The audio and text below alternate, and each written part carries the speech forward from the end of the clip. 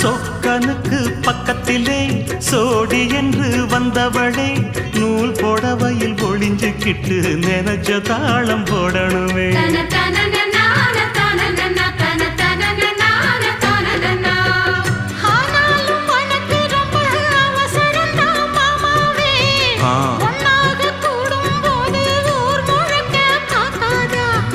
பார்த்தாலும் தவறு இல்ல பனியுறங்கும் ரோசாவே உன்னால சொத்த வச்ச மூக்குலதான் வைக்காதா.